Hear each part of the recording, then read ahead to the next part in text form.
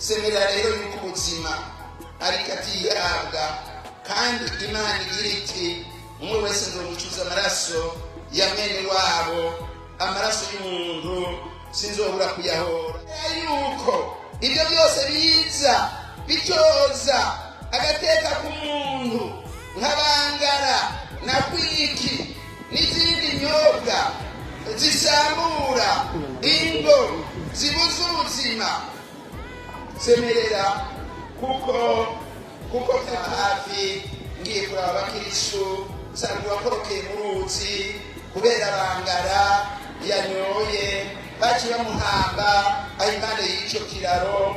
Aha nitugira gusema na buhoro buhoro turazi igihugu. Semerera yuko akarenganyo, ikinyoma, amacakubiri ayo ariyo yose, ubwicanyi ubwo aribwo bwose, ukwihorahorana, ugukumirana uko ariko kose, ubuhumbu bidashimisha Imana kandi biciye kubiri n'icyo Imana ishaka na bya bikorwa bya mutima. Kandi mbwire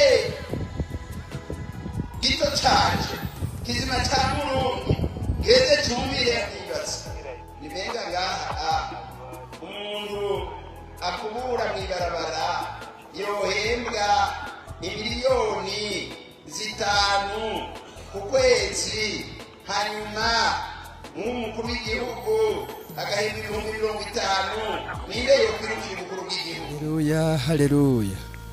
Imbuto n'ijambo ry'Imana, umuvye nawe ni Kristo.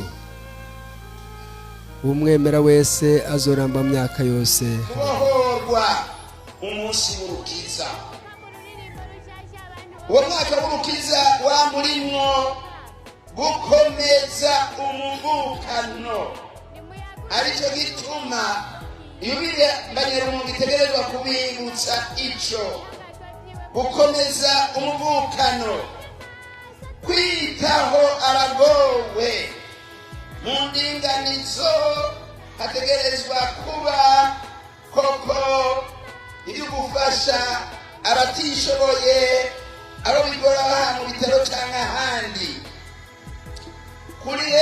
kuriranira no kubohoka ku mutima kuri uwo wese aboshwe. Turimbure rero, none byarabaye koko, egome byarabaye kandi birabandanya. Si noheza ngo ndabidondagure byose. Abantu bararose amasakaramentu, hari benshi basubiye mu bukristu, benshi bararose inyigisho zibanagura. Dukomera amashimana.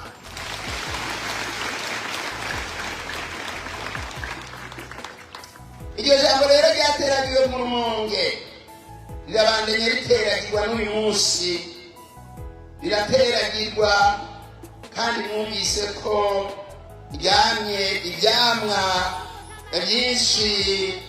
Nari gusiga mpatse mukuru yabivuze, kandi uyu munsi iryo jambo riteragirwa niryo ridushikanye mu kwatira abasaseredoti 9 n'abadiyakoni 11. Rero abagira bati bahereza Mwuka niyo numero igira kabiri, bagezwe n'Imana. Bagezwe n'Imana. Imana niyo yashinze mu isezerano rya mbere n'irya kabiri abayikorera ngo bo begereze abantu Imana. Mu isezerano rya mbere amabanga meranda yategura ubuzima buzokurikira. Imana yenyine yashinze Musa na Aroni ngo barongore igihugu kandi bakigire ceranda. Imana yaratoye abandi bantu, umwe wese ku rugero rwiwe, ngo bafashe muri icyo gikorwa. Mu rugendo bari no mu bugaragwa bagana igihugu Imana yateguriye Palestina. imana yarahunze umutima nguwo yari yarahaye musa abashingantahe 70 buzuye ubwitonzi kugira bamufashe kurongora igihugu ciwe babe kandi abungere beza. Imana yo nyine yarungitse umwana wayo Yesu Kristo ku isi, umutumwa n'umusaseredoti mukuru nk'uko tubigaragaza mu kwemera kwacu, kandi tukongera tukabasanga mu Baheburayo 5 akivuga mu ka 5. Umwana wawe yarakwihereje wenyene nk'imbaho itagira gahonzi, yongera asangiza iryo banga abatumwa biwe yaciye mu kuri, yarongera arabaha ububasha kugira ngo icyo gikorwa cy'urukiza kimenyekane kandi kiranguke ku isi yose. Iryo teka umuntu arihamagarirwa n'Imana, iryo teka umuntu arihamagarirwa n'Imana tubisanga mu Baheburayo 5 akarongo ka 4.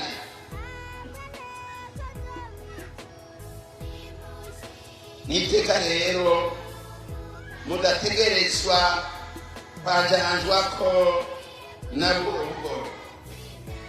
Imana rero haba mu isezerano rya mbere cyangwa mu isezerano rya kabiri niyo yagiye igatora abayivugira, abashikiriza ijambo ryayo, abashikiriza ishaka ryayo, irongera batira ngo bashikirize ibyiza by'Imana abantu.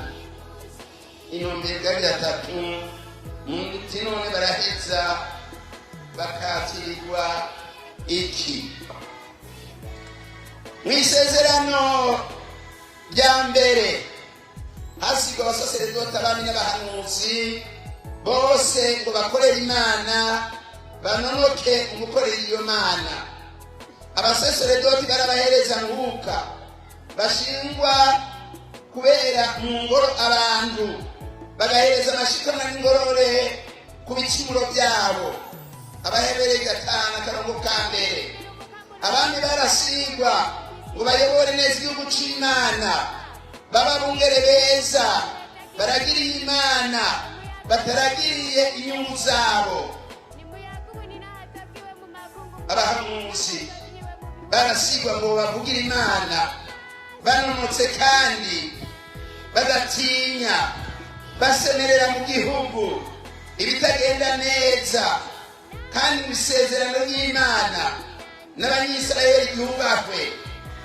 Burya igihugu kibuze abahanuzi cyangwa bagafatwa nabi, kiba kiriko kiritera ingorane zikomeye. Mu isezerano rishasha Kristo yafatanije k'umwami, umusaseredoti n'umuhanuzi. Uwo Kristo yarasizwe umutima w'umukama uza kuri we ngo amenyeshe inkuru nziza boro, abahumye ngo bahumuke, ababoshe ngo bahohoke. Turabisanga muri Luka 4:18-19 mwabyumvise. Ibyo byose yarabiranguye kuko yarigishije inkuru nziza, arabohora ababoshwe n'amashetani, arakiza abarwaye, arazura abapfuye n'ibindi.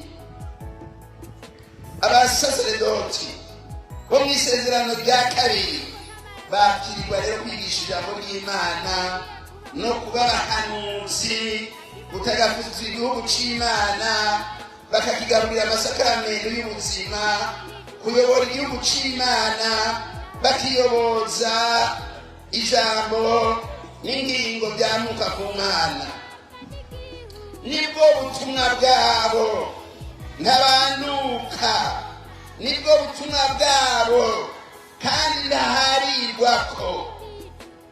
Mugabo kubera gutegera ubucuti budacika hagati ya Yesu Kristo n'umuntu, kandi umuntu nawe akabagizwe n'umutima n'umubiri, n'aha eklesiya yita ikunganira umuntu mu gishoboye, haba amashure, ibitaro, amazi meza, inzu z'abagendana ubumuga, imfuvyi n'abandi. Namwe rero mugira mwakirwe, muraheza mugategerezwa kuraga ishinga no gusumura agateka ka muntu, mutanga inyigisho kandi muba umuco. Mugira mwakirwe kuba bungere beza bigana Kristo yatanze ubuzima bwiwe ngo abantu baronke ubuzima bw'imyaka n'imyaka. Mwigana Kristo yabambwe ngo tubamburwe, yapfuye akazuka ngo natwe tuzozukire ubuzima budahera. None rero mwebwe mugira mwakirwe hamwe n'abakiriwe, igisha ijambo ry'Imana uko riri umurava, mutarigabanije canke mutaryongeyeko namba, mutarihinduye na gato. Mwibukire ijambo ritubwira riti wo kugaruka kunyungurira kuri aya majambo Imana izomwungurira amahano yanditswe muri iki gitabo. Uzokubahubira icyo agabanya kuri aya majambo yavuwe muri iki gitabo, Imana izomwaka itoranwa ryiwe kuri cya giti cy'ubuzima no kuri cya gisagara ceranda cyanditswe muri iki gitabo. Tubisanga mu Byahishuwe 22 kuva ku murongo w'18 na 19. Teragira mubibe mudatinya, muteragira ubutungane mu bantu, teragira ineza mu bantu, teragira urukundo mu bantu, teragira umwidegemvyo mu bantu, teragira umutima wo gusubizamo no kurekuranira mu bantu, teragira mudatinya, ukubaha n'ukubahiriza ubuzima bw'umuntu n'agateka kiwe, kuko ni isabato, ari isabato yagiriwe abantu. Tubisanga muri Mariko 2:6-7. Aha mbere twibukanye ko inama nkuru ya Vatikano ya kabiri ariho yagize iti icyo cyose giteye kubiri n'ubuzima, ubwicanyi bwo aribwo bwose, ihonyabwoko, ugukorora inda, guhohosha, konona umuntu ku mubiri cyangwa kumutunguza ku mutima, icyo cyose kimwambura agateka, haba kumufata nabi mu kazi, mu kumwangaza, mu kumugira umushumba cyangwa umucangero, kumufungira ubusa cyangwa nabi, ukudandaza imibiri y'abagore cyangwa abana. Ibyo byose bisa nabyo n'ibikorwa bigayitse, biracyafuza imico, biracyoza agateka k'abantu, eka mbere n'agateka k'ababikora, biratukisha icubahiro c'umuremyi. Turabisanga muri Ekleziya, igitabo ca Ekleziya ca none mu kanonero ka 27 agabane ka 3. Semera rero yuko ubuzima ariko atihabwa, kandi Imana igira iti umwe wese nzomucuza amaraso ya mwene wabo, amaraso y'umuntu sinzobura kuyahora. Amamuko 9:5-6. Semerera yuko ibyo byose biza bityoza agateka k'umuntu nk'abangara na kwiki n'izindi nyobwa zisambura ingo, zibuza ubuzima. Semerera kuko by'ukuri biriko bironona ubuzima bw'abantu, biriko bironona ingo, biriko bironona imibano. Haraho mperuka ngaha hafi ngiye kuraba abakirisu, nsanga uwakorokeye mu ruzi kubera bangara yanyoye, baciye bamuhamba aho impande y'icyo kiraro. Aha ntiturira gusema na buhoro buhoro, turazi igihugu tukigenderamo n'ibara ryo ku mutemere, urazi ubuzima bw'abantu ukugenda buriko burahasigara. Semera yuko akarenganyo, ikinyoma amacakubiri ayo ariyo yose, ubwicanyi ubwo aribwo bwose, ukwihorahorana, ugukumirana uko ariko kose, ubuhumbu bidashimisha Imana kandi biciye kubiri n'icyo Imana ishaka na bya bikorwa bya mutima. kandi babyisiga ntibazogeze ikirenge mu bwami bw'Imana. Rengera imitumba n'iyindi, gendera amakaritsiye mugenda gutanga ibyo byiza by'Imana, mudatinya izuba, mudatinya urume, mudatinya urushanga, mudatinya imvura n'ibindi. Nuko nagomba nsoze basaseredoti batiwe n'abatatiwe, eka kandi mbwire gito canje kizima ca Murundi geze cyumvireko, hariho abashakashatsi bagira bati hari ibicumuro bibabaza Imana, kuko ibyo bicumuro bica bibyara ibindi bicumuro byinshi. Icambere muheza mukirinda mwibanga ryanyu ni ugukunda ifaranga birenze canke umunoho waryo. Amafaranga kuyaronka no kuyagira si igicumuro, si bibi, ariko umunoho wayo no kurirondera mu buryo butemewe biraheze bikajana mu gaheza. Naha mw'ikete rya mbere ryandikirwa Timote ikigabane cya 6 akarongo k'10 agira ati, erega inyanduruko y'ibibi byose ni intambu y'amahera. Nkako bamwe barayirutse inyuma barazimira mu kutukwemera, bisukaho nyene mu marushwa menshi, ndugaye twamukina. Iryo ni ijambo ry'Imana, si ijambo rya Salvatore, niko nitwa. Ubuhumbu, ubutegetsi, ubunyonozi, politike zitarizo, ububeshi, nuko ubugambarazi ku mwepiskopi canke n'abari mu kibanza ciwe, aho hose biva kuri uwo munoho w'ifaranga, kuri uwo gukunda ifaranga, bigaheza bikababaza abantu. Rero muranibaza, nibenga ngaha umuntu akubura mw'ibarabara yohembwa imiliyoni 5 ku kwezi, hanyuma nk'umukuru w'igihugu agahemba 50,000, ninde yokwirukira umukuru w'igihugu? Ibyoheza ngo bikunde na buhoro aho kuzuba no kuvuga n'abandi. Rero ingeso zirava mu gukunda ifaranga nk'uko tuvyumvise muri iryo jambo ry'Imana. Ubwa kabiri, ibigirwamana, irinde ibigirwamana, aricyo bita mu Gifaransa idolatry. Mu gitabo cy'Umwuka ikigabane cya 20 nomero ka 3 batubwira bati, nduguye twamukina nta zindi mana uzobangikanya, nta zindi mana uzobangikanya. Si amafaranga, si ubutegetsi, si ibiryohera umubiri, si ubuhinga, si ubumenyi n'ahari bwiza, si ukuboneka.